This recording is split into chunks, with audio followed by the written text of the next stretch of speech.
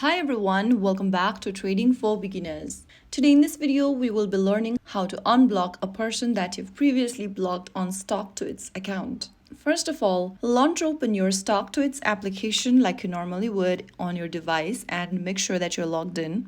From the home page of Stocktwits, go ahead and click on the menu button at the top left corner. Now go ahead and tap on Settings. Inside the Settings menu, go all the way down and look for Blocked. Tap on it.